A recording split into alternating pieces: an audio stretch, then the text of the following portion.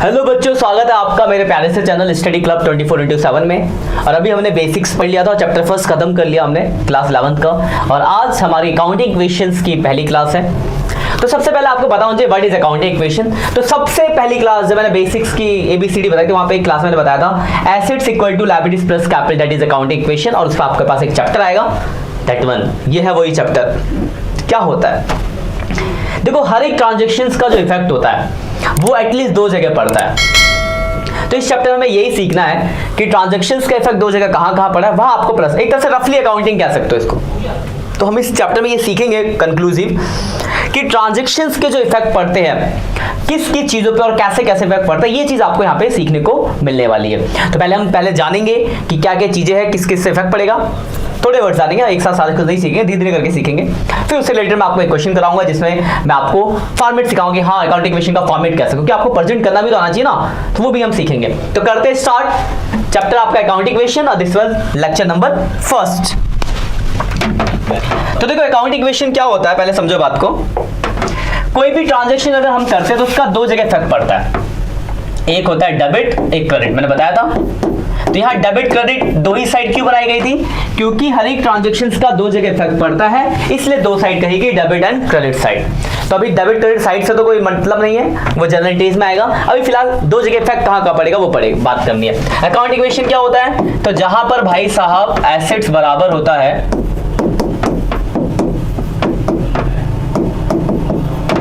Liabilities plus capital के, उसको बोला जाता है अकाउंटिंग इक्वेशन, जहां एसेट्स बराबर है लायबिलिटीज प्लस कैपिटल।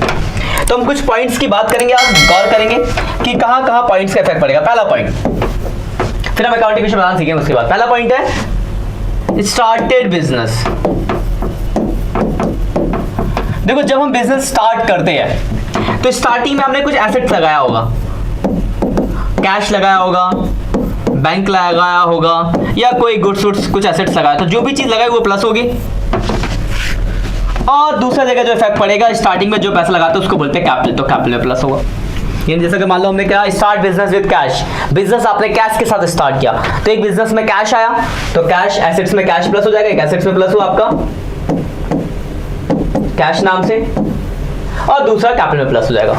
ठीक है, पहला पॉइंट मेरे हिसाब से कोई दिक्कत नहीं होगी। अगले पॉइंट पे आते हैं, सेकंड पॉइंट, ये लिख लेना पहला पॉइंट। ये सब पॉइंट आपके काम आएंगे जब मैं क्वेश्चन कराऊंगा। पॉइंट 2,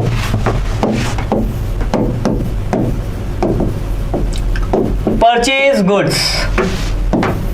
तो गुड्स खरीदेंगे तो कहां का इफेक्ट पड़ेगा, गुड्स खरीदा तो आपके बिजनेस में गुड्स आएंगे तो गुड्स में प्लस कर दोगे। अब गुड्स खरीदने में दो बातें हो सकती है, या तो कैश में खरीदा होगा या फिर क्रेडिट में खरीदा होगा। तो एक तो गुड्स खरीदा तो गुड्स में प्लस हो गया, दूसरा अगर कैश में खरीदा आपने, किसमें, मैं यहां से डिजाइन कर देता हूं, अगर आपने कैश में खरीदा है तो कैश कम हो जाएगा, तो कैश से माइनस। तो गुड्स अगर आपने कैश में खरीदा है, कैश में, तो आपके गुड्स में हो गया प्लस और कैश से हो गया माइनस। वही अगर आपने उधार खरीदा है तो कैश पे तो कोई फर्क नहीं पड़ेगा, तो गुड्स में प्लस और एक लायबिलिटीज में आ जाएगा क्रेडिटर, यहां प्लस हो जाएगा। ठीक है, उसके बाद जैसे मान लो लिखा है मशीनरी परचेज फ्रॉम राम। अब जो यहाँ राम का नाम दिया है, अब आपको नाम दिया तो पता थोड़ी चल रहा है कैश या क्रेडिट, सिर्फ लिखा है परचेज गुड्स फ्रॉम राम। अब कहां पता चला कि हमने राम से कैश में खरीदा है क्रेडिट में खरीदा है। तो जब किसी पर्सन का नाम दिया हो और आपको पता ना चले कैश या क्रेडिट, तो आपको मानना क्रेडिट में खरीदा। तो मशीन खरीदा आपने भाई साहब क्रेडिट में, तो आप बता सकते हो जैसे गुड्स का था वैसे मशीन का होगा। एक तो एसेट्स आएगा, मशीनरी नाम से प्लस हो जाएगा मशीन में, और उधार है तो क्रेडिटर लायबिलिटीज होगी, मतलब लायबिलिटीज बढ़ेगी किस नाम से, राम नाम से, यहाँ प्लस हो जाएगा। कैश में होता तो कैश से माइनस कर देते। अगले पॉइंट की तरफ बात करते हैं। ठीक है, लिख लो आप, ये छोटे छोटे पॉइंट ध्यान रखना। चौथा पॉइंट, कोई भी एक्सपेंस अगर हम पे करते हैं, एक्सपेंसेस पेड, तो देखो याद रखना, कोई भी अगर हम एक्सपेंस पे कर रहे हैं तो एक्सपेंस का कॉलम नहीं होता आपके अकाउंटिंग इक्वेशन में। आपके अकाउंटिंग इक्वेशन में एसेट्स का कॉलम होता है, लायबिलिटीज का कॉलम होता है, कैपिटल का कॉलम होता है, बस तीन ही कॉलम है। तो एक्सपेंस को कहां से एडजस्ट करोगे, तो एक्सपेंस को एडजस्ट किया जाता है भाई साहब कैपिटल से। तो कोई भी एक्सपेंस पे करोगे, एक तो आपने कैश पे किया तो कैश में से माइनस, और दूसरा एक्सपेंस बिजनेस के लिए लॉस है तो कैपिटल में से माइनस। पांचवा, अगर कोई आपको इनकम मिलती है, इनकम रिसीव तो कैश मिला, कैश में प्लस, इनकम मिला तो कैपिटल में भी प्लस। तो आज के लिए फिलहाल हम ये छोटे छोटे 5 पॉइंट्स बात करते हैं। अब इसमें कुछ क्वेश्चन देखते हैं फिलहाल। एक क्वेश्चन, ठीक है, ये पॉइंट्स आप देख लो एक बार फटाफट। पहला पॉइंट है स्टार्ट किया बिजनेस, दूसरा था परचेज करने का गुड्स, कोई एसेट्स हो सकता है, मशीन की जगह कोई और भी एसेट्स हो सकता है, एक एक्सपेंस और इनकम। अब एक क्वेश्चन स्टार्ट करते हैं, अकाउंटिंग इक्वेशन बनाएंगे इसका फिलहाल। तो लिखा है अकाउंटिंग इक्वेशन बनाना, आपको क्या बनाना है, अकाउंटिंग इक्वेशन बनाना है। अभी हम बुक पे नहीं आए, बुक पे आएंगे आराम से। अभी हम मेरी तरफ से एग्जांपल है, example from Sanjeev Giri class, मतलब संजीव गिरी बुक्स कह सकता हूं। तो पहला एग्जांपल आपके लिए, तो पहला पॉइंट है स्टार्टेड बिजनेस विद कैश, मान लो 1 लाख। आज मैं आपको 2 क्वेश्चन कराऊंगा बढ़िया बढ़िया से। बिजनेस स्टार्ट किया कैश के साथ, बिल्कुल बेसिक्स है आपका। दूसरा परचेज गुड्स फॉर कैश 20,000। तीसरा मशीनरी परचेज ऑन क्रेडिट 30,000। चौथा सैलरी पेड 2,000। पांचवा कमीशन रिसीव 3,000। इतने सारे पॉइंट दिए, 5 पॉइंट है, बोला इनसे हमें अकाउंटिंग इक्वेशन बनाना है। तो बात आती है अकाउंटिंग इक्वेशन का फॉर्मेट कैसे। तो पहले देखो फॉर्मेट फॉर आपका serial number, transactions,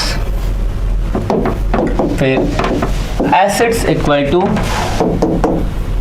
liabilities plus capital.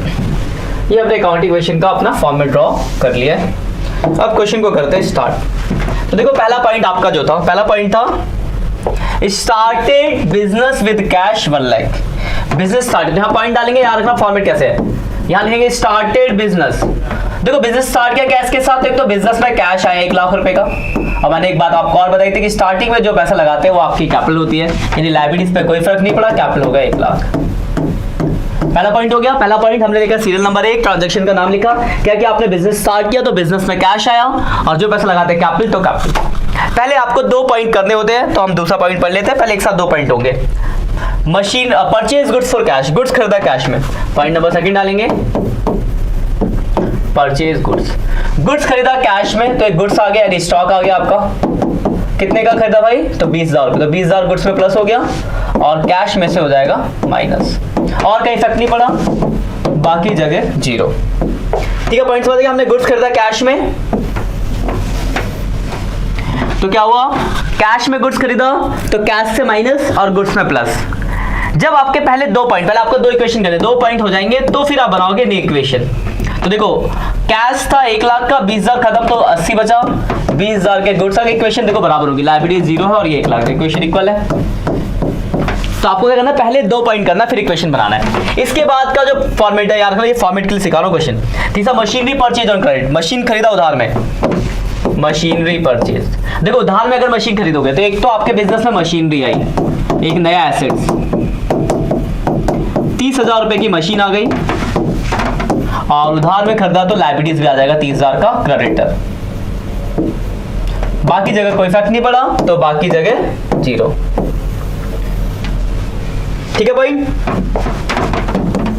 अब देखो पहले आपने क्या किया था, 2 ट्रांजैक्शंस के बाद इक्वेशन बनाया था, क्योंकि कुछ कंपेयर करने के लिए है नहीं, लेकिन इसके बाद हर एक ट्रांजैक्शंस के बाद इक्वेशन बनेंगे। तो एक ट्रांजैक्शन फिर इक्वेशन। देखो कैश 80 का 80 लाख, कोई इफेक्ट नहीं पड़ा, गुड्स 20,000 के हो गए, मशीनरी 30,000 का हो गया, क्रेडिटर 30,000 का और 1 लाख रुपए कैपिटल। मेरे हिसाब से यहां तक कोई दिक्कत नहीं होगी। अगले पॉइंट की तरफ बढ़ते हैं। तो चौथा पॉइंट है आपका सैलरी पेड 2,000, सैलरी पेड, तो सैलरी का एक्सपेंस, तो कोई भी एक्सपेंस पे करेंगे, एक तो कैश पे किया तो कैश से माइनस, और एक्सपेंस पे करना बिजनेस का लॉस है तो कैपिटल से माइनस। अभी मैंने बताया था आपको। तो कोई भी एक्सपेंस पे करेंगे, सैलरी, रेंट, कमीशन, कोई भी एक्सपेंस पे अगर आप करते हो तो एक तो आपको कैश से घटा देना है और दूसरा आपको उसको इनकम से घटा देना है, मतलब कैपिटल से घटा देना। तो 78,000 हो गया। ये इक्वेशन बनाएंगे अब, क्योंकि हर एक ट्रांजैक्शन में इक्वेशन बनाना है। तो एक क्वेश्चन आप करना जिससे आप सीखोगे कि फॉर्मेट कैसा बनता है भाई साहब। 30,000 रुपये ये हो गया और एक ये हो गया 98,000। अगला पॉइंट नंबर 5 था कमीशन रिसीव 3000। देखो इनकम, कोई भी इनकम, एक तो कैश आया, कैश में प्लस, और इनकम कैपिटल से एडजस्ट किया जाएगा तो कैपिटल में प्लस, बाकी जगह कोई इफेक्ट नहीं पड़ा तो बाकी जगह 0। तो बेसिक क्लास है तो मैं बेसिक्स का क्वेश्चन लिया है। बेसिक्स इससे आपको देखो दो चीजें, एक तो इक्वेशन का इफेक्ट कहाँ का पड़ा, और दूसरा ये फॉर्मेट की किस फॉर्मेट में आपको करना है, फॉर्मेट भी सीखना बहुत इंपॉर्टेंट है। ये दो क्वेश्चन करोगे, 2-3 क्वेश्चन करोगे तो आप जाके फॉर्मेट सीख पाओगे कि हाँ ऐसा फॉर्मेट है, क्योंकि नई चीज आपके लिए बिल्कुल ये 81 20 30 इक्वेशन देखो इक्वल होगी। यहाँ इक्वल नहीं है तो कहीं भी तो गलत है, और यहाँ तो इक्वल आएगी। अगर इक्वल नहीं आती कभी आपके क्वेश्चन के अंदर इक्वेशन, इसका मतलब आप कहीं पे गलती कर रहे हो। इसी के साथ ये आपका क्वेश्चन हो गया खत्म। ठीक है, मैं एक बार दोबारा से रिकॉल कर देता हूँ आपको पॉइंट्स। पहला था बिजनेस स्टार्ट किया तो कैश और कैपिटल, पहला पॉइंट। दूसरा था purchase goods for cash, goods खरीदा कैश में तो कैश कम हो गया, गुड्स बढ़ गया तो गुड्स में प्लस कर दिया, नया कॉलम कैश से माइनस कर दिया। फिर था मशीन भी खरीदा तो एक मशीन नाम का एसेट उधार खरीदा तो लायबिलिटीज आई। ठीक है, उसके बाद हमने सैलरी पे किया, कोई भी एक्सपेंस पे करेंगे कैश से माइनस और कैपिटल से माइनस कोई भी एक्सपेंस। फिर आपको इनकम कमीशन मिला तो कोई भी इनकम मिलेगा कैश में प्लस कैपिटल प्लस। बस इसी के साथ क्वेश्चन हो गया। तो पहले याद रखना, पहले 2 ट्रांजैक्शंस करनी है, फिर इक्वेशन बनाना है, फिर एक ट्रांजैक्शन, फिर इक्वेशन, फिर एक ट्रांजैक्शन, फिर इक्वेशन, फिर एक ट्रांजैक्शन, फिर इक्वेशन। ठीक है, ये आपको फॉर्मेट अप्लाई करना है। एक क्वेश्चन और लेते हैं फटाफट। ठीक, तो अगला क्वेश्चन आपके बुक पे पहला पॉइंट है, started business with cash 1 lakh and goods 30,000। अब बिजनेस स्टार्ट करते हैं, 2 चीज आ गई, 1 लाख रुपए कैश, 30,000 के गुड्स। दूसरा बिल्डिंग परचेज ऑन क्रेडिट 20,000। तीसरा पॉइंट सैलरी पेड 1,000। चौथा point sold goods for cash 15,000। पांचवा पॉइंट डेप्रिसिएशन ऑन बिल्डिंग 10%। तो ये नया पॉइंट है, डेप्रिसिएशन क्या होगा देख लेंगे। तो ये आपके पास एक क्वेश्चन है और इसका आपको अकाउंट इक्वेशन बनाना है। बनाते सीरियल नंबर, अच्छा सा क्वेश्चन है, देखते हैं। Transactions assets equal to liabilities plus capital। ठीक है, तो करते स्टार्ट। सबसे पहला पॉइंट आपका है स्टार्टेड बिजनेस, और स्टार्ट करते हैं 2 चीजें लगाई है। स्टार्टेड बिजनेस, तो बिजनेस में एक तो कैश लगाया भाई साहब 1 लाख रुपए का, और दूसरा हमने स्टॉक यानी गुड्स लगाया था 30,000 का।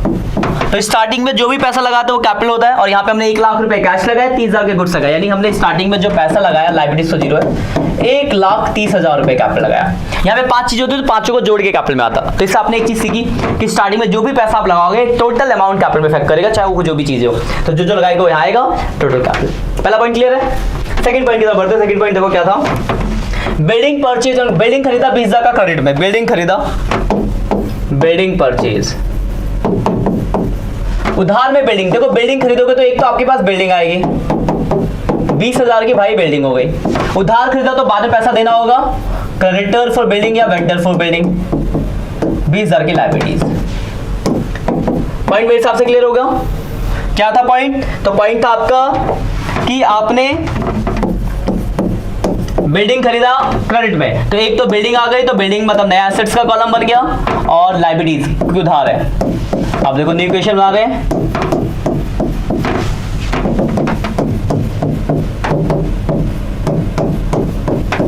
ये थर्ड पॉइंट आपका, सेकंड पॉइंट खत्म। थर्ड पॉइंट देखो क्या है, लिखा है सैलरी पेड 1,000। सैलरी पे किया, सिंपल है, कोई भी एक्सपेंस पे करने की एंट्री आप जानते हो।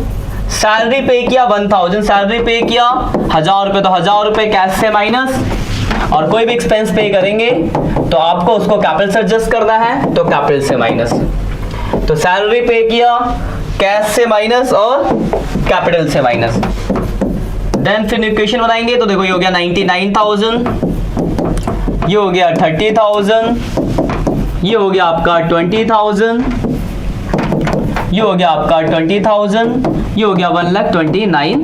20,000। यहाँ तक मेरे हिसाब से कोई डाउट नहीं होगा। आगे बढ़ते हैं अगला पॉइंट और फोर्थ पॉइंट है सोल्ड गुड्स फॉर कैश 15,000। देखो ध्यान समझने पॉइंट है, सोल्ड गुड्स बेचोगे भाई तो आपका गुड्स क्या हो जाएगा, कम हो जाएगा, और कैश में बेचो तो आपका कैश बढ़ जाएगा। परचेज का उल्टा, परचेज करते तो कैश ज्यादा था और गुड्स आते थे, यहाँ बेच रहे हैं तो पैसा आएगा और गुड्स जाएंगे। तो बस ये करना आपको, सोल्ड गुड्स बेचा तो गुड्स में से कितना बेचा है 15,000, तो 15,000 रुपए गुड्स से माइनस हो गए और कैश मिला होगा तो कैश में प्लस हो गया। वो अगर मान लो मैं उधार बेच देता, लिखा होता सोल्ड गुड्स उधार में, जैसे उधार खरीदते तो लायबिलिटीज बढ़ती है, उधार बेचेंगे तो मतलब बाद में पैसा लेना होगा तो आपका डेटर आ जाता। आएंगे पॉइंट आगे, एक ही दिन तो सब नहीं सीख जाओगे। तो देखो 99, 100, 114, 1,14,000, 15,000, 20,000, 20,000 और 129।